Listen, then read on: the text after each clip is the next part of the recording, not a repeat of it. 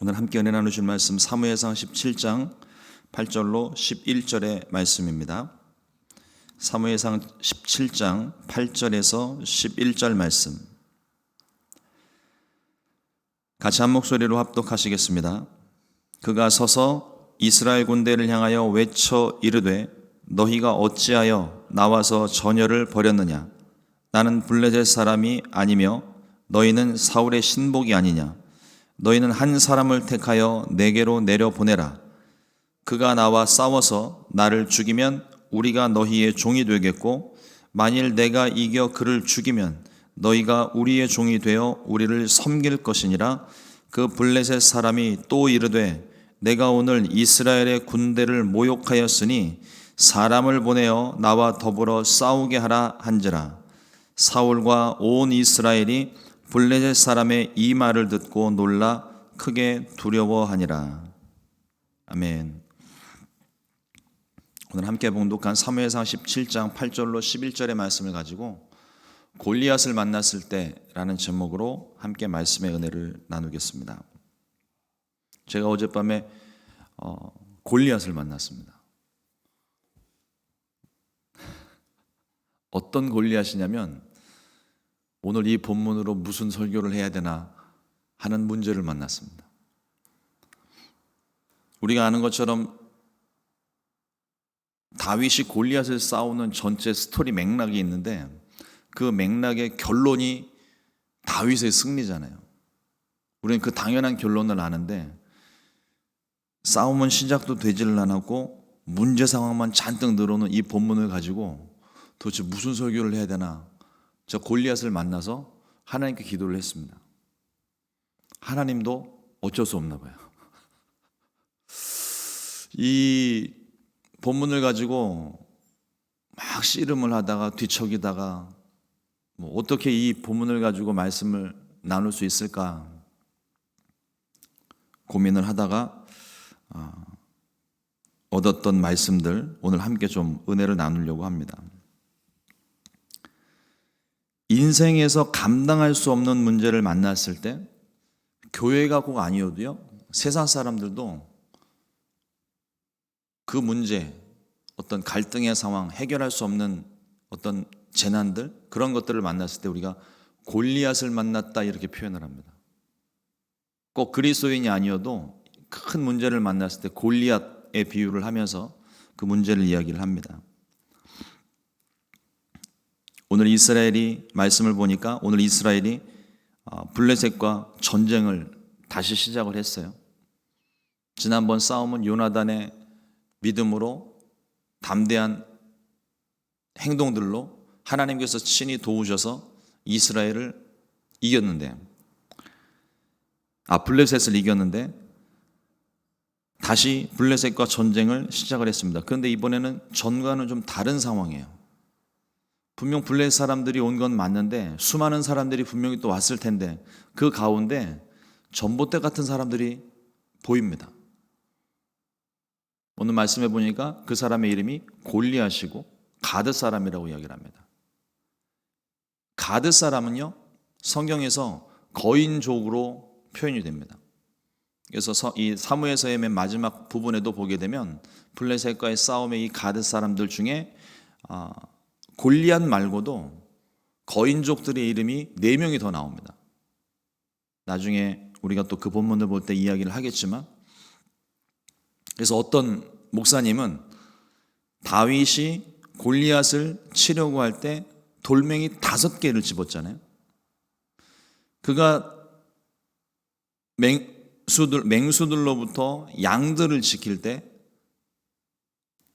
끊임없이 그 돌판매 질로 상대방 맹수들을 물리쳤던 실력이 있고 경험이 있는데, 그리고 하나 던지고 안 되면 얼른 또 다른 거 하나 잡아서 던지면 되는데 굳이 5개를 취했던 이유가 무엇일까? 어떤 목사님이 그것을 표현하기를 가드 사람들이 올 때 골리앗 한 사람만 오지 않았을 거라고 얘기를 합니다. 뒤에 나오고 있는 또 다른 추가적으로 4명의 거인들의 이름이 나오는데 그 5명이 한꺼번에 왔었을 거라는 거죠. 그래서 돌 5개를 취하여 그 중에 하나 대표로 나와 있는 오늘 말씀에 있는 것처럼 골리앗과 다윗과의 1대1의 싸움에서 골리앗을 이겼기 때문에 그 싸움이 끝나게 된 거죠. 어쨌든 이 가드 사람은 거인족인데 그 거인의 상태를 보니까요. 오늘 사무엘상 17장 4절 말씀에 보면 블레셋 사람들의 진영에서 싸움을 도두는 자가 왔는데 그의 이름은 골리앗이요 가드 사람이라 그의 키는 6규빗 1뼘이요. 이걸 오늘날 우리 계산법으로 바꾸게 되면은 키가 3m입니다. 3m. 우리 성도님들도 아시는 이 시카고의 제 친구 목사님이 옛날에 계셨었는데 키 큰 목사님이요. 그 목사님의 키가 1m 90입니다. 그 목사님이랑 저랑 같이 서 있으면 제가 이렇게 올려다 봐야 돼요. 항상 기분이 나빠요. 근데 1m 90도 이만큼인데 제가 예전에 그 목사님보다 조금 더 큰 사람을 만났습니다. 한기범 선수를 만나서 그 한기범 농구 교실을 광고하시겠다고 예배 시간에 광고하러 잠깐 오셨었어요. 강대상의 높이가 이만큼은 됐던 것 같아요. 그 강대상은 그냥 평소 보폭으로는 계단 오르듯이는 잘 못 오르는 그 보폭인데 그 강대상 위에 제가 이렇게 서 있었고 한기범 선수가 이 강대상 밑에서 마이크를 잡고 광고를 하고 있는데 그런데도 이렇게 올려다 보더라고요. 그때도 기분이 나빴습니다. 그런데 한기범 선수가 2m가 조금 넘거든요. 근데 거기에서 1m가 더 큰 거예요. 그러니까 보통 우리 평균 신장 젊은 아이들은 어린 아이들은 뭐 180막 이렇게 올라가는데 그러니까 기본적으로 사람이 2명이 서 있다고 생각을 하시면 될 것 같아요. 앞에서 이만큼 이렇게 올려다 봐야 되나요? 키가 3m. 그 다음에 그 사람이 입고 있는 갑옷의 몸무게만 60kg. 사람 하나를 등에 업고 싸우는 거죠. 그 다음에 노투구와 놋갑방과 놋단창을 가진 장수. 그러니까 보여지는 피지컬만으로도 싸울 의지를 꺾는 사람입니다. 근데 그런 사람이 이스라엘을 향하여서 도발을 해와요. 싸움을 도두는 자라고 되어져 있는데 그 도발을 해옵니다. 그 도발하는 말이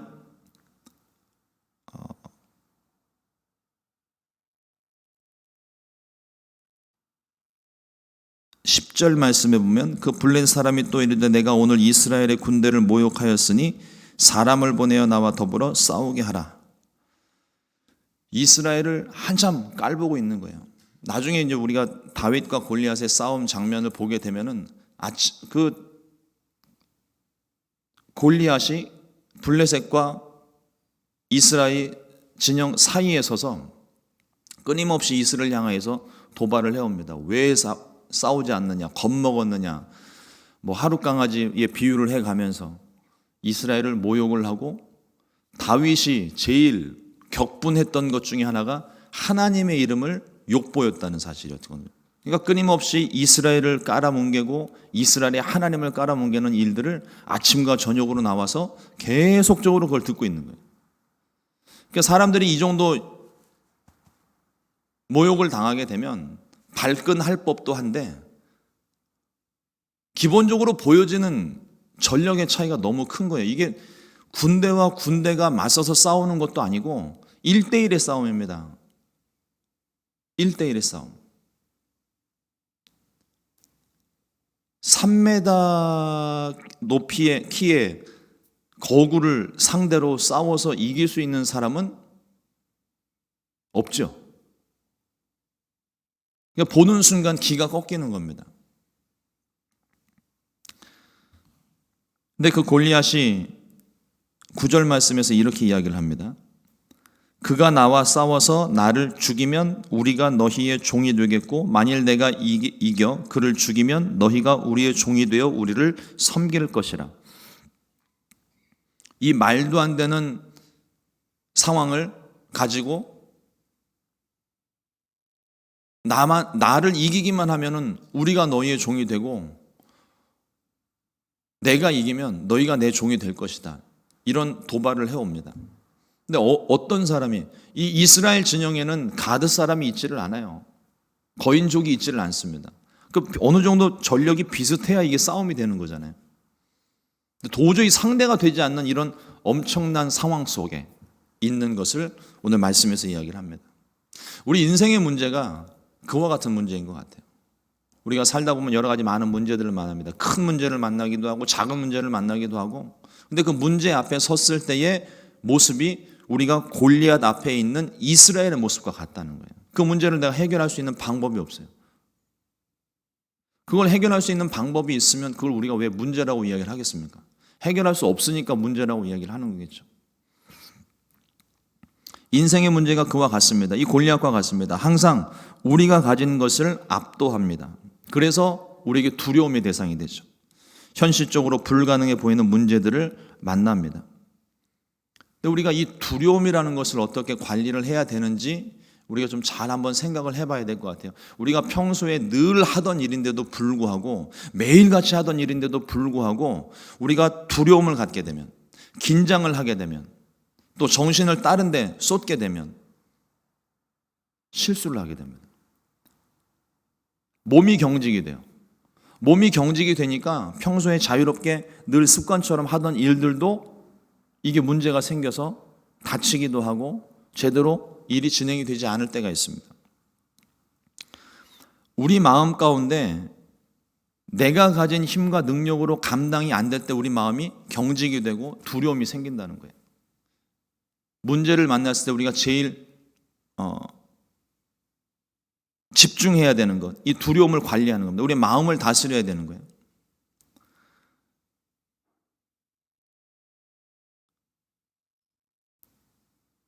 우리가 두려움을 가지게 되면 생각이 마비가 되고 몸도 마비가 되고 아무것도 할 수 없게 만듭니다. 그래서 우리가 문제를 만나게 되면 이 두려움을 관리하고 몰아내는 일에 집중을 해야 돼요. 근데 문제는 우리가 문제를 만났을 때 자꾸 우리는 문제에 빠지게 됩니다. 그렇잖아요. 이게 어떤 문제가 생기게 되면 그 문제를 해결하려고 하는 생각이 자꾸 가요. 그러다 보면 나도 모르는 사이에 문제 상황 속에 빠져들게 됩니다. 우리는 문제를 묵상하면 안 돼요. 말씀을 묵상해야지. 근데 우리는 문제에 들어가게 되면 더 이상 어떤 것도 보이지 않는 거예요. 문제만 보이는 거지. 그럴 때 어떻게 우리가 이 문제를 해결하면 좋을까?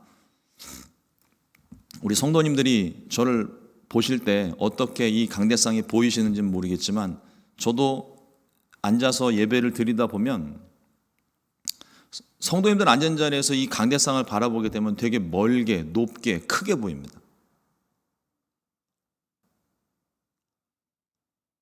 그래서 강대상이 높은가 봐요. 그런데 막상 이 자리에 서서 우리 성도님들을 바라보게 되면 제가 성도님들 속에서 여기를 바라보는 느낌과 여기서 성도님들 속을 바라보는 느낌이 달라요. 굉장히 가깝게 느껴집니다. 거리감이 별로 없어요. 우리의 관점을 좀 이렇게 변화시켜야 될 필요가 있는 것 같아요. 저도 아직 그 시카고에 있는 그 유리로 되어 있는 그 타워에 올라가 보지는 못했습니다. 그런데 한국에 있는 남산은 제가 올라가 봤어요. 남산 타워를 올라가서 보면 그 밑에서 남산 타워 꼭대기를 바라볼 때는요, 되게 멀어 보여요. 까마득해 보이고, 그런데 막상 그 남산 타워에 올라가서 밑을 내려다 보면은요, 세상이 다 조그매 보여요. 그 남산 타워 위에서 아래를 보면 사람들의 키가 다 고만고만해 보입니다. 그 위에서 아래를 내려다보면 150cm, 160cm, 190cm, 2m, 3m 골리앗도 다 똑같아 보이는 거죠. 우리가 하나님의 관점을 가져야 된다는 것이 바로 그와 같은 것입니다. 문제 상황을 만났을 때 우리가 그 문제 속에 있으면요, 그 문제가 한없이 커 보입니다. 그러나 그 문제 상황 속에서 빠져나와서 하나님의 관점으로, 보다 더 높은 시선으로, 보다 더 큰 시선으로 그 문제를 바라보게 되면 문제가 별것 아닌 거예요. 물론 그 문제 상황이 사람마다 다 다를 수 있습니다. 그런데 지나놓고 나서 보면 의외로 생각보다 별것 아니었던 문제 때문에 고민했던 기억들이 있습니다. 그게 문제가 너무 크게 보이니까 별것 아닌데도 조금만 시선을 바꾸면 그 문제가 해결될 수 있는 부분인데도 내가 그 문제에 너무 몰입을 하다 보니까 문제에 빠져버리게 되고 자꾸 문제 속으로 빨려 들어가는 거예요.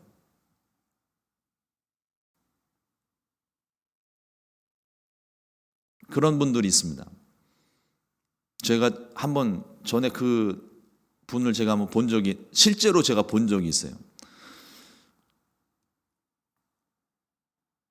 강 같은 데서 이렇게 캠프, 야영 비슷한 것을 이렇게 하고 있었는데 거기에 제 친구가 물에 빠진 거예요. 막 허우적대고 막 살려달라고 막 몸부림을 치고 있는데 진짜 물에 빠졌나 보다 그러고서는 사람들이 이렇게 구하러 가는데 사람들이 걸어가요. 그 사람을 구하러 가면, 물에 빠진 사람을 구하러 가면 수영을 해서 가야 되잖아요. 근데 그 사람을 구하러 가는데 사람들이 수영을 안 하고 걸어가더라고요. 무리를 걷는 기적도 아니고.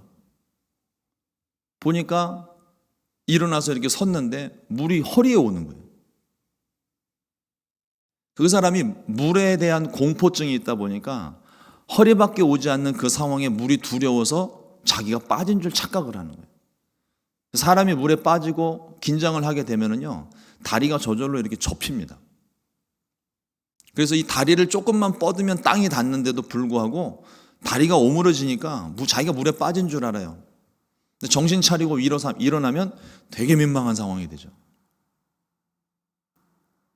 우리가 빠져있는 그 문제 상황도 크게 다르지 않습니다. 그 문제 상황에서 우리가 조금만 시선을 바꾸고 조금만 입장을 바꾸게 되면 그 문제가 아닐 수 있어요. 그리고 무엇보다도 우리가 문제를 만났을 때 우리의 계산법은요, 문제를 만났을 때 그 문제를 내가 어떻게 해결할까, 그 계산법에는요, 하나님이 들어오질 않습니다. 문제를 만났을 때는요, 우리가 모든 문제를 해결할 수 있는 맞는 공식, 하나님이 우리와 함께 하시면 하나님이 개입을 하셔야 되는 거예요. 어떤 문제고 마찬가지입니다. 다시 말씀을 드리지만 내가 그 문제를 해결할 수 있으면 그건 우리가 문제라고 이야기를 하지 않습니다. 아무 걱정 없죠. 내가 해결할 수 있으니까. 해결할 수 없으니까 문제라고 이야기를 하는데 그 문제를 자꾸 내가 해결하려고 그래요. 그 방법은 틀린 방법입니다. 정답을 얻으려면, 문제를 해결하려면 하나님을 찾아야 되는 거예요. 하나님께서 그 문제 상황 가운데 개입해 주시고 간섭해 주셔야 그 문제를 비로소 해결할 수가 있는 겁니다. 우리가 하나님께 기도할 때 어떤 일들이 벌어집니까? 기도만 하면 문제가 해결되나요? 이 문제를 해결하기 위해서 사람도 만나야 되고 기관도 찾아가야 되고 도움을 받을 수 있는 그런 곳을 찾아가야 되지 않겠습니까? 라고 하시는 분들이 있는데, 하나님께 기도를 하면은요, 하나님께서 누구를 만나라 말씀해 주시기도 하시고, 하나님께서 내가 전혀 알지 못하는 사람을 갑작스럽게 만나게 하셔서 문제를 해결하실 때가 있고, 하나님께서 그냥 어떤 사람과 기관 도움 아니어도 하나님이 하나님의 방법대로 그 문제를 해결하시는 일이 수두룩합니다. 하나님이 어떤 방식으로 우리를 도우실지는 우리 알 수 없어요. 하나님의 생각과 우리의 생각, 하나님의 계획과 우리의 계획이 다르기 때문에. 근데 분명한 사실은 하나님께 나아가면 문제를 해결받는다는 겁니다. 설교의 제목을 놓고 제가 좀 고민을 많이 했었어요. 성경 본문과 상관없는 제목이 아닐까. 그래서 또 다른 제목을 세웠던 게 911입니다. 문제를 만났을 때 우리는 누구랄 것 없이 굳이 영어를 몰라도 911에 전화하는 거 기본적으로 우리 다 알잖아요. 근데 사람이 이게 당황하게 되면은요, 911을 못 누르고 119를 누른대요. 네, 한국에서는 통합니다. 근데 미국에서는 안 통해요. 기본적으로 우리가 알고 있는 것들이 있습니다. 근데 그게 당황하고 긴장을 하게 되면 잘 생각을 못해요. 그러나 분명한 것은 911에 전화를 하게 되면 영어 한마디 못해도 대충 상황 짐작하고 소방관들이 알아서 앰뷸런스 보내요. 위급 상황. 이건 뭐 한국도 마찬가지고요. 우리가 그 문제 상황을 정확히 깨닫지 못하고 어떻게 해결해야 될지 모를 때, 도대체 무슨 말을 해야 될지도 모를 때, 그때 하나님 앞에 나와서 우리가 기도하면, 그냥 하나님 앞에 나와서 도대체 하나님 이거 내 문제를 어떻게 해결해야 될지도 모르겠습니다. 그냥 죽치고 앉아만 있어도 하나님께서 그 문제 상황을 아시고 그 문제에 간섭해 주십니다. 이스라엘 백성들이 골리앗을 보고 11절 말씀에 결론적으로 지금 이야기하는 게 크게 두려워하냐라 되어 있어요. 다윗이 등장하기 전까지 이스라엘은 이 두려움 속에 빠져 있는 겁니다. 몇 날 며칠 동안 이러지도 못하고 저러지도 못하고 전쟁이 벌어지는데 여기서 지금 블레셋과 대적을 하고 있는데 맞서 싸우고 있는데 이건 뭐 우리가 이길 수 있는 싸움이 아니다. 그리고 돌아서면 그건 이미 지는 거고, 그렇다고 섣불리 한 사람 아무나 내보냈다가는 벌써 키에서 벌써 차이가 있으니까, 무기에서도 차이가 있어요. 이스라엘의 청동기 문화. 전에 우리 요나단이 블레셋을 공격해 들어갈 때도 말씀을 나눴었지만, 이스라엘이 가지고 있는 강철검은 사울과 요나단만 가지고 있지 이스라엘의 병사들은 그런 검이 없습니다. 무기 자체가 달라요. 골리앗이 가지고 있는 것은 단창 검입니다. 철로 되어 있는 검이에요. 창이 그렇게 되어져 있고, 또 거기에 뭐 얼마나 큰 방패인지는 몰라도 방패를 들고 있는 사람이 따로 곁에 서 있을 만큼. 두려움에 빠지니까 이스라엘이 아무것도 할 수가 없습니다. 바로 그럴 때 이스라엘에게 필요한 것이 하나님입니다. 저와 여러분들의 삶 가운데도 마찬가지로 수많은 문제들을 만나고 어려운 일들을 만나지만 그 속에서 필요한 것은 문제 해결책이 아닙니다. 하나님을 찾아야 돼요. 우리 인생 가운데 골리앗을 만났을 때 저와 여러분들이 반드시 기억해야 되는 것, 하나님을 찾으십시오. 불이 나면 911에 전화하듯이 문제를 만나면 하나님께 기도해야 됩니다. 그러면 하나님께서 나타나 우리를 도우십니다. 시편 42편 5절 말씀에 내 영혼아 내가 어찌하여 낙심하며 어찌하여 내 속에서 불안해하는가. 너는 하나님께 소망을 두라. 그가 나타나 도우심으로 말미암아 내가 여전히 찬송하리로다. 저와 여러분들이 가지고 있는 모든 문제 상황 가운데 하나님께서 나타나셔서 오늘 하나님의 도우심을 구하고 하나님의 도우심을 받는 복된 날, 기적의 날이 되기를 주님의 이름으로 축원합니다. 기도하겠습니다. 하나님 감사합니다. 오늘도 주님의 말씀 해석하게 하시고 또 말씀 속에서 하나님 답을 얻을 수 있게 하신 것 감사합니다. 하나님, 우리가 인생의 문제를 만났을 때에 그 문제 때문에 두려워하고 낙심하고 절망하며 하나님 자꾸만 문제 속으로 빨려 들어갑니다. 이와 같은 때에 우리가 정신을 차리고 하나님을 찾을 수 있도록 우리의 생각과 마음을 지켜 주시옵소서.